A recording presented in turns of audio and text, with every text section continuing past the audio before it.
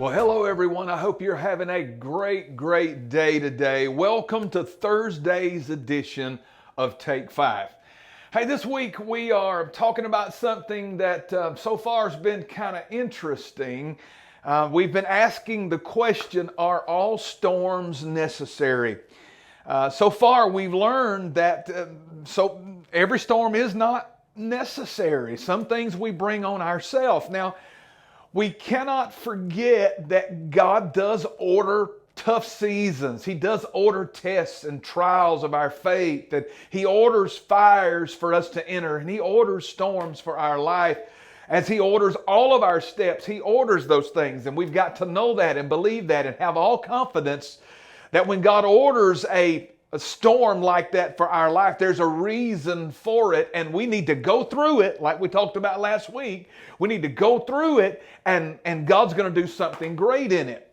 To balance this thing, though, we've got to ask this same question that we've been talking about the past couple of days is, are all storms necessary? The fact is, we have learned that they are not. Sometimes we end up in storms that we basically have brought on ourselves because of bad decisions that we made. And we're going to see another one of them today. So far, we've learned that if we listen to the advice of the ungodly, we'll end up in a storm. And if we try to follow the majority, thinking that they are always correct, we could end up in a storm. Today, we could end up in a storm if we do the right thing at the wrong time. Basically, that means making a decision just because things seem favorable. We cannot make a decision in life just because things seem favorable. We could do the right thing at the wrong time, miss God's time, and end up in a storm that's unnecessary.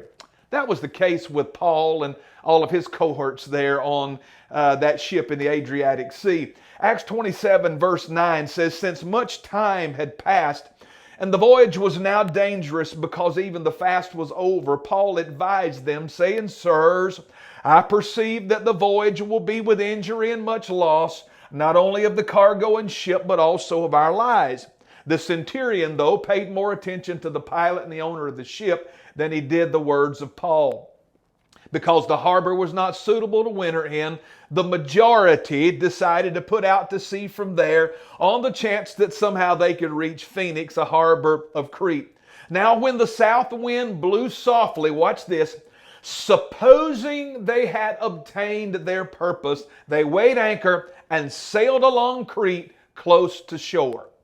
They saw a little soft, subtle wind, and they supposed that they had obtained their purpose, that this was their sign, and they launched out and tried to sail along Crete, and that's when that northeaster came down on them and blew them several hundred miles off of their course, ended up destroying the whole ship and everything on it. Now, all 276 people survived, but they endured a storm that was absolutely unnecessary if they just would not have done the right thing at the wrong time. If they would not have lived off of supposition instead of just thinking it looked favorable in doing it, they should have listened to God.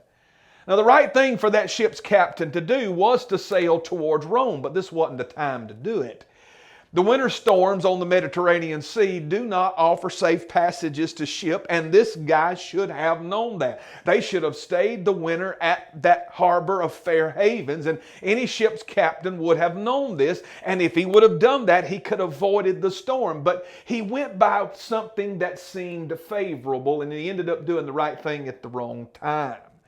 It is absolutely possible for us to do this as well, to make decisions in life just because things seem favorable. That's what Israel did in Numbers chapter 14. When they didn't go into the promised land, God told them, now you didn't go, now go back into the wilderness for 40 years. And they all got upset and began to hoot and holler and say, oh, no, we were wrong, Moses, we'll go. But Moses told them, you better not. Because God is not with you now. You missed your opportunity. Now's not the time. That was the time. This is not the time. Don't do it now. It's right for them to go into the promised land, but now is the wrong time. Numbers 14:44 said, but they presumed to go up to the hilltop anyway, even though the Ark of the Covenant and Moses was not with them. Well, I don't have to tell you that the Amalekites and the Canaanites came down on top of them. Man, dropped an atomic elbow on their head and sent them running right back down that valley right there. They were doing the right thing, but they were doing it at the wrong time. Because it seemed favorable now, other than go into the wilderness, they wanted to do it, but it was absolutely the wrong time, and they suffered a storm that was unnecessary. Friend, for God's will to be perfect in your life, we have got to always make sure we do the right thing at the right time. We don't need to do things just because they seem favorable. We don't get into relationships because it seems favorable. You don't marry somebody just because they go to church. You marry somebody because God said it. There's a lot of crazy people go to church, right? You don't buy a car just because it seems like the finance rate is right now. You listen to God. You don't take a career choice because it seems favorable. You listen to God. Ministry and any other major decision that you have to make, you don't do it when things seem favorable. You do it when God says do it. You do the right thing at God's time and you avoid these storms, but you do the right thing at the wrong time and you end up in an unnecessary storm. Well, hey, our Thursday's gone. I hate to leave you like this. Man, I enjoy these times so much. Hey, I look forward to being with you tomorrow on Friday's edition of Take 5. Until then, God bless you. Make sure you do the right thing at the right time, and you'll find yourself right exactly where God intends you to be. God bless you. Have a great day.